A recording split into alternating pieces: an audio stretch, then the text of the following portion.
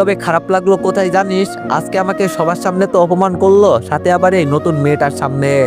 এটা আমার সাথে না করলেও পারতো। থাক, তোরা ভালো থাক, আমি তোদের কিছু বলবো না।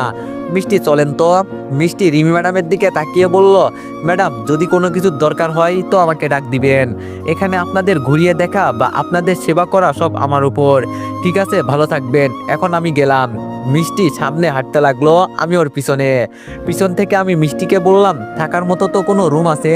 সমস্যা নেই, আমি টাকা দিয়ে দিব। যদিও ম্যাডাম আমাকে থাকার কথা কিছু বলে নাই। মিষ্টি আমার দিকে ফিরে তাকিয়ে বলল, আমি আপনাকে বলছি এই কথা যে আমাকে টাকা দিতে হবে। তবে উনি তো আপনাদের অফিসের বস, তাহলে উনি শুধু আপনার সাথেই কেন এমন করলো? আমি বললাম, তুমি এসব বুঝবে না, তবে ওর সাথে আমার পুরাতন কিছু শত্রুতা আছে, কিন্তু উনি আমাদের এলাকার মেয়ে। মিষ্টি বলল, কি বলেন? আমি বললাম, তুমি চাইলে জিজ্ঞেস করে দেখতে পারো। মিষ্টি বলল, দরকার নেই বাবা, উনি যে রাগী মানুষ। আমি বললাম, আচ্ছা বাদ দাও। আচ্ছা আমি এখন কোথায়? মিষ্টি বলল, আরে আসেন না আমার সাথে, আমি দেখছি আমাদের মালিক তো চলে গেছে, তো ওখানে আমি আপনাকে থাকার জন্য দিব। আমি বললাম, পরে যদি কোনো সমস্যা হয়? মিষ্টি বলল, আরে কিছু হবে না, আমি দেখে নিব। আমি বললাম, আসলেই মিষ্টি, তোমার মনটা অনেক ভালো। মিষ্টি আমাকে রুম দেখিয়ে বলল, আপনাকে একটা কথা বলার ছিল, বলবো কি? আমি বললাম, বলো। মিষ্টি বলল, আপনি তো শহরে চাকরি করেন, আপনার বুঝি বউ আছে?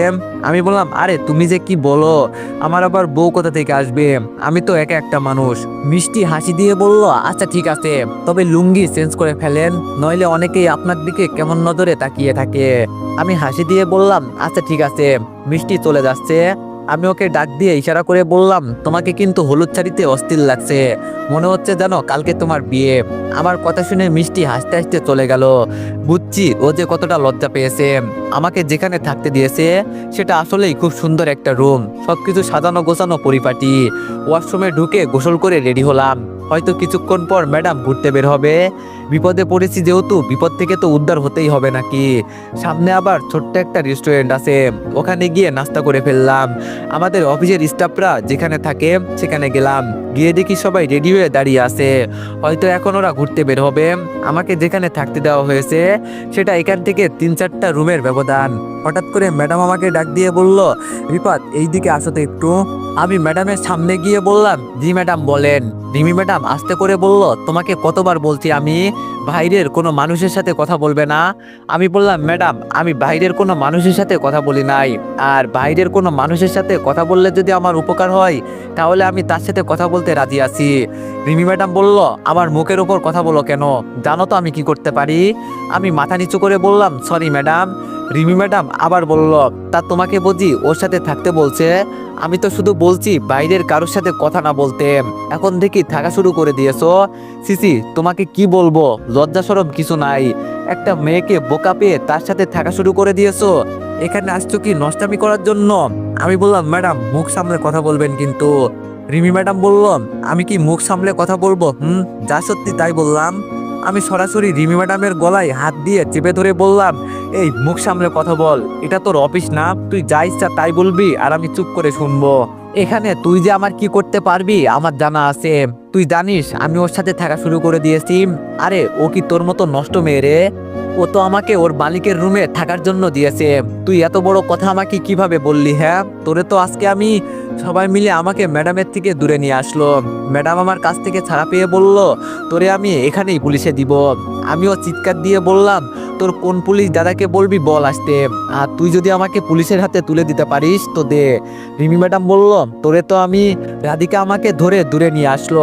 আমাকে দূরে নিয়ে এসে রাধিকা বলল, তোর জন্য আমি কত কিছু করেছি জানিস, অফিসে তো অপমান সহ্য করতি, এখানে আমরা ঘুরতে এসেছি, তুই কি চাস তোর জন্য সবাই বাসায় ফিরে চলে যাক? আমি বললাম, সরি বোন, আমাকে মাফ কর, আমার ভুল হয়ে গেছে, তোরা আনন্দ কর, আমি চলে যাব।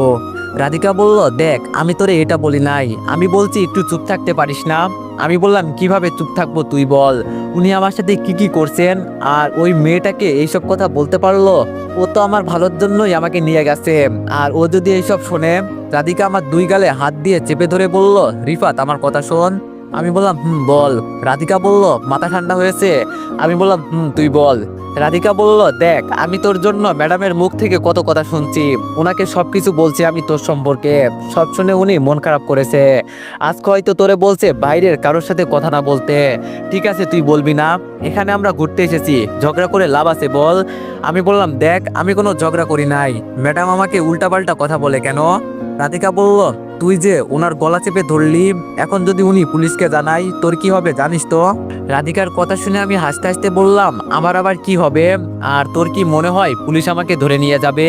এখনো 6 মাস হয় নাই, এখনো উনি আমার বিয়ে করা বউ আছে, হয়তো এক্স বউ, কিন্তু বউ তো।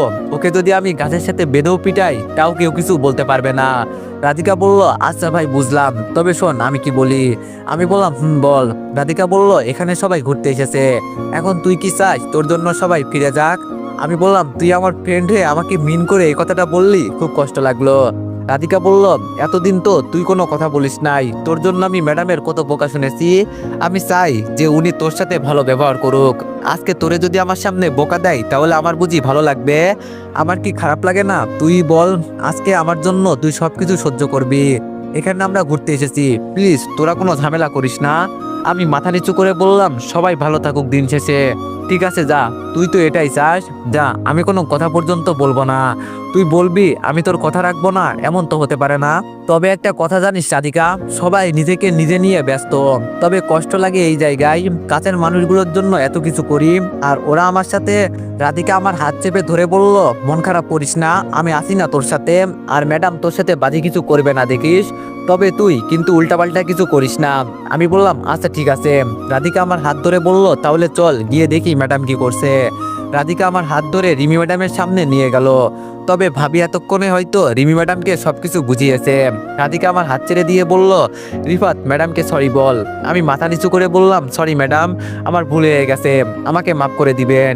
রিমি ম্যাডাম শুধু রাগে ফুঁসছে, কিছু বলছে না। রাধিকা এবার বলল ম্যাডাম আপনার সম্মান নিয়ে কিছু বললে আপনার যেমন মনের ভিতরে আঘাত লাগে ওরও ঠিক তেমন লাগে, আর ও তো খারাপ কিছু করে নাই ম্যাডাম, আপনি ওকে এখানে থাকতে দিবেন না। ওর তো থাকার মতো ব্যবস্থা নিজেকেই করতে হবে নাকি? এমন না যে ওর টাকা পয়সা নাই, এটা বুঝলেন না ম্যাডাম? ওর জন্য আমরা এখানে ঘুরতে এসেছি। ও যদি ইচ্ছা করতো তো মিটিং রুমে উল্টাপাল্টা কথা বলে প্রজেক্টটা হাতছাড়া করতে পারতো, কিন্তু ও তা করে নাই। আর আজকে ওর সাথে এমন করা হচ্ছে ম্যাডাম, যেখানে আপনার পরে ওর জায়গা আছে। এরপরও তো আমরা কিছু বলছি না, আর কে কি বলবে ম্যাডাম? সবাই তো চাকরি নিয়ে ভয়ে আছে। তবে ম্যাডাম আমি এখানে ভুল কিছু বলি নাই, যেগুলো সত্যি কথা তাই বলছি, কিছু মনে করবেন না আবার। রিমি ম্যাডাম একেবারে রেগে চোখ লাল করে রাধিকার দিকে তাকালো। আমার কারণে রাধিকা বকা শুনবে কেন? আর আমি চাই না আমার কারণে কারো চাকরি চলে যাক। আমি ম্যাডামকে আবার বললাম ম্যাডাম ভুল করে ফেলেছি, মাফ করে দেন, আর এমন হবে না প্লিজ ম্যাডাম, এইসব বাদ দেন। সবাই এখানে ঘুরতে আসছে, আমার জন্য কেন কোনো ঝামেলা হবে? তবে আশা করি ম্যাডাম এখন আর কিছু হবে না। আমাদের কথার মাঝে মিষ্টি এসে বলল ম্যাডাম আপনাদের জন্য গাড়ি রেডি করা আছে, এখন আমাদের বের হতে হবে। আর ম্যাডাম একটা কথা, সুন্দরবনের প্রাণী দেখার সময় কেউ কিন্তু গাড়ির ভিতর থেকে নামবেন না, আর যদি নিচে নেমে বলেন আমি একটা ছবি তুলবো তাহলে কিন্তু বিপদে পড়বেন। আরেকটা কথা, ভুলেও সীমানার বাইরে যাবেন না, যদি কেউ ভিতরে চলে যায় তার কিন্তু মৃত্যু শিওর, এজন্য আমি আগে থেকেই কিন্তু সাবধান করে দিচ্ছি। রিমি ম্যাডাম মিষ্টির কথা শুনে বলল ঠিক আছে, সবাই তোমার কথা শুনছে। এই ছেলে এই ব্যাগটা হাতে নাও। আমি ম্যাডামের কাছ থেকে ব্যাগটা হাতে নিলাম। থাক কয়েকটা দিন তো একটু সহ্য করে নিব, ঝগড়া করে লাভ আছে কোনো? সবাই এখানে ঘুরতে এসেছে, ঝামেলা করার জন্য না। গাড়ির ভিতরে গিয়ে সবার সাথে বসে গেলাম। মিষ্টি এর মাঝে আমার দিকে তাকিয়ে বলল রিফাত শোনো, গাড়ির ভিতরে তো সবাই একসাথে বসে আছি। মিষ্টি ডাক দিতেই সবাই মিষ্টির দিকে তাকালো। মনে মনে বললাম এখন ডাক না দিলেও পারতো, এমনি এখন ম্যাডাম রেগে আছে। আমি মিষ্টির দিকে তাকিয়ে বললাম বলো। মিষ্টি আমার হাতে একটা চকলেট দিয়ে বলল এটা তোমার জন্য, তুমি তো আমাদের দেশি মানুষ, আর সমস্যা হলে বলবে ঠিক আছে? এই কথা বলে মিষ্টি সামনে চলে গেল। রাধিকা আমার দিকে রাগী দৃষ্টিতে তাকিয়ে আছে। আমি চকলেট রাধিকার হাতে দিয়ে বললাম এটা তুই খা, কেমন? আমার এখন খেতে মন চাইছে না। রাধিকা চকলেট ফেলে দিয়ে বলল কুত্তা, চুপ করে বসে থাকতে পারিস না? এত কথা বলিস কেন? আমি আর কিছু বললাম না, চুপচাপ বসে আছি। তবে মিষ্টি হঠাৎ করে আপনি থেকে আমাকে তুমি করে বলল কেন? হয়তো ভুলে বলে ফেলছে। রিমি ম্যাডাম আমাকে বলল আমার ব্যাগ থেকে আমার ফোনটা দাও তো। আমি ব্যাগ থেকে ফোনটা ম্যাডামের হাতে দিলাম। রিমি ম্যাডাম আশেপাশে ছবি তুলতে বিজি হয়ে গেছেন, আর আমরা সবাই সুন্দরবনের প্রাণীগুলো আর পরিবেশ দেখছি। হঠাৎ করে রিমি ম্যাডাম ড্রাইভারকে বলল গাড়ি থামাতে। ড্রাইভার মনে করছে হয়তো পরিবেশ পছন্দ হয়েছে, এই জন্য উনি এখান থেকে ভালো করে বাইরের পরিবেশ দেখবে। এজন্য ড্রাইভার ম্যাডামের কথা মতো গাড়ি থামিয়ে দিল। তবে আশ্চর্যের বিষয় এটা যে গাড়ি থামানোর পর ম্যাডাম দাঁড়িয়ে বলল, এখানে বসে বাইরের পরিবেশ দেখে মজা পাচ্ছি না, নিচে নেমে কয়েকটা পিক তুলতে হবে। ম্যাডামের কথা শুনে মিষ্টি সামনে থেকে বলল, ম্যাডাম ভুলেও এটা করবেন না, নিচে নামা নিষেধ, কারণ কখন যে কি হতে পারে কেউ বলতে পারে না, আর বনের প্রাণীগুলো মারাত্মক ভয়ঙ্কর। মিষ্টির কথা শুনে রিমি ম্যাডাম বলল, তোমার কাজ হলো আমাদের ঘুরিয়ে দেখানো আর নিরাপত্তা দেওয়া, বড় কথা হলো আমরা বেঁচে থাকলেই তো হবে নাকি। আর আমি আমার নিজের ভালো খুব ভালো করেই বুঝি, আমার জন্য তোমার চিন্তা করতে হবে না, ঠিক আছে।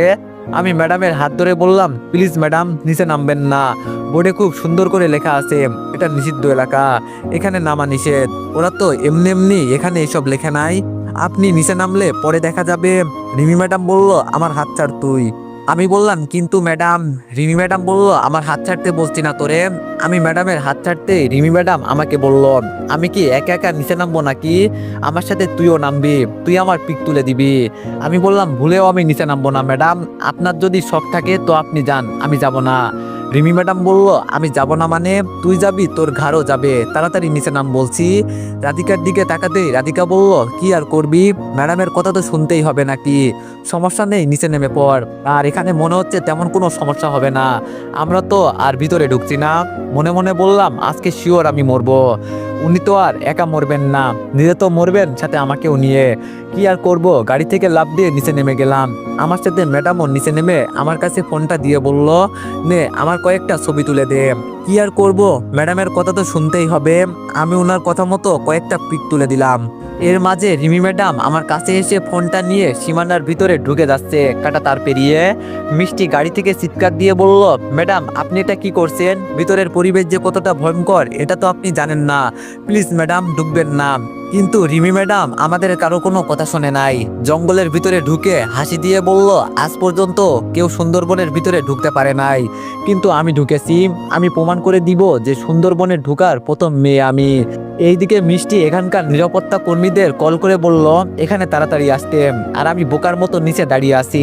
রিমি ম্যাডামের যে এত সাহস, আজকে আমি ওনাকে না দেখলে বিশ্বাস করতেই পারতাম না।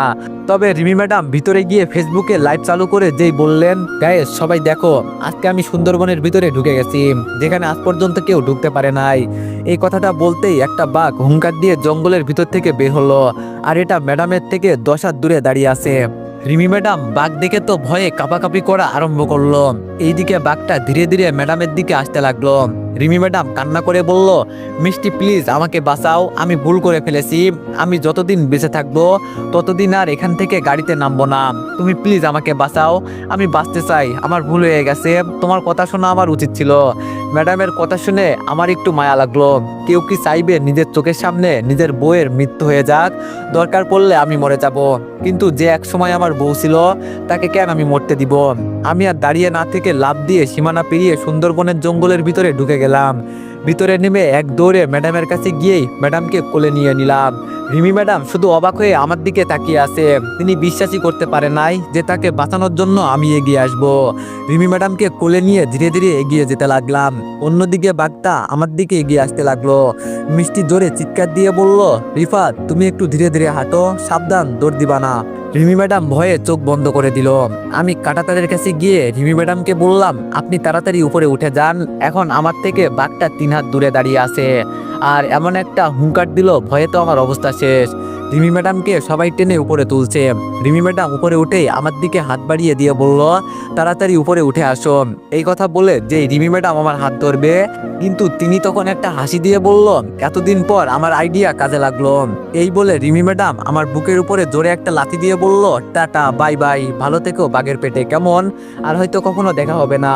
আমাকে লাথি দিতে দেখে রাধিকা জোরে চিৎকার দিয়ে বলল, ম্যাডাম আপনি এটা কি করলেন, যে আপনাকে ভিতর থেকে বাঁচিয়ে এখানে নিয়ে আসছে তাকেই আপনি মারতে দিলেন।